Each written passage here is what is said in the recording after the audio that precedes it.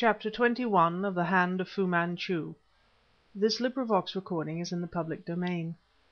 Hand of Fu-Manchu by Sax Rohmer. Chapter 21. The Second Message. "Here you are, Petrie," said Nayland Smith, and he tossed across the table the folded copy of a morning paper. "This may assist you in your study of the first zigzag message." I set down my cup and turned my attention to the personal column on the front page of the journal.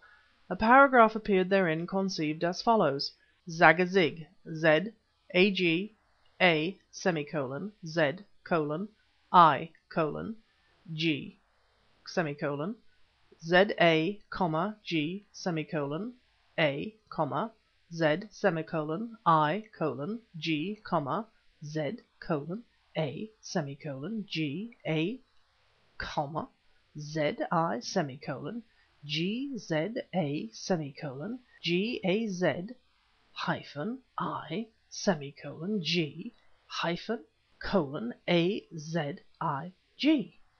I stared across at my friend in extreme bewilderment. "But, Smith," I cried, "these messages are utterly meaningless!" "Not at all," he rapped back. "Scotland Yard thought they were meaningless at first, and I must admit that they suggested nothing to me for a long time.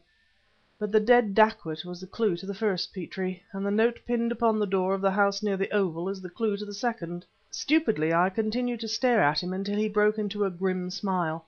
"Surely you understand," he said. "You remember where the dead Burman was found?" "Perfectly." "You know the street along which, ordinarily, one would approach the wharf?" 3 Colt Street. 3 Colt Street, exactly. Well, on the night that the Burman met his end I had an appointment in 3 Colt Street with Weymouth. The appointment was made by 'phone from the New Louvre. My cab broke down and I never arrived. I discovered later that Weymouth had received a telegram purporting to come from me, putting off the engagement. I am aware of all this." Nayland Smith burst into a loud laugh. "But you still are fogged!" he cried. "Then I'm hanged if I'll pilot you any farther. You have all the facts before you. There lies the first Zagazig message, here is the second.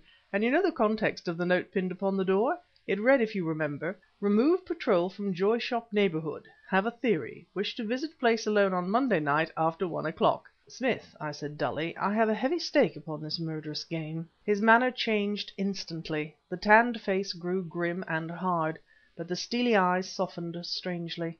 He bent over me, clapping his hands upon my shoulders. "I know it, old man," he replied, "and because it may serve to keep your mind busy during hours when otherwise it would be engaged with profitless sorrows, I invite you to puzzle out this business for yourself. You have nothing else to do until late to night, and you can work undisturbed here at any rate."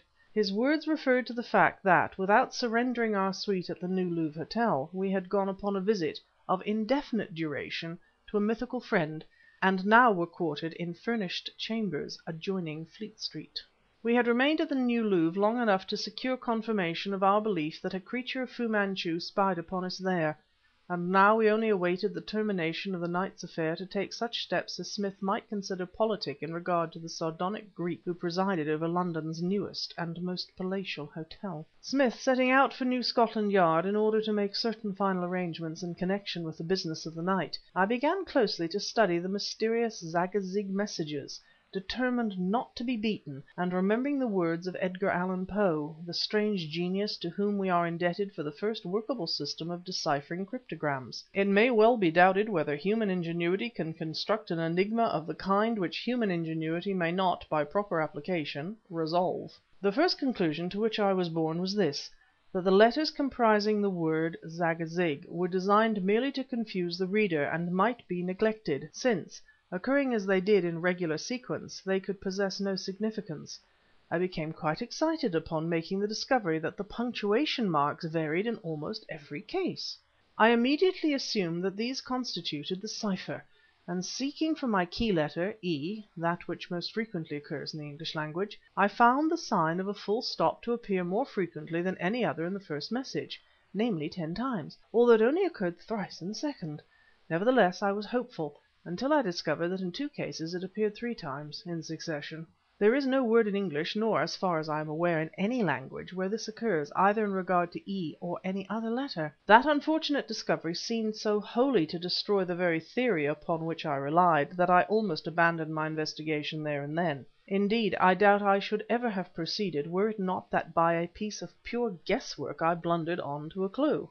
I observed that certain letters at irregularly occurring intervals were set in capital, and I divided up the message into corresponding sections, in the hope that the capitals might indicate the commencement of words. This accomplished, I set out upon a series of guesses, basing these upon Smith's assurance that the death of the dacoit afforded a clue to the first message, and the note which he, Smith, had pinned upon the door a clue to the second. Such being my system, if I can honour my random attempts with the title, I take little credit to myself for the fortunate result. In short, I determined, although E twice occurred where R should have been, that the first message from the 13th letter onward to the 27th, i.e.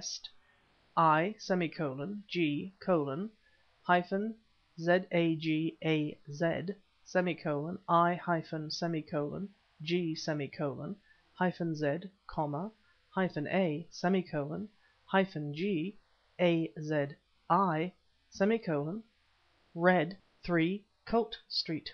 Endeavouring now to eliminate the E where R should appear, I made another discovery. The presence of a letter in italics altered the value of the sign which followed it. From that point onward the task became child's play, and I should merely render this account tedious if I entered into further details. Both messages commenced with the name Smith, as I early perceived, and half an hour of close study gave me the complete sentences thus: 1. Smith passing 3 Colt Street 12:30 Wednesday. 2.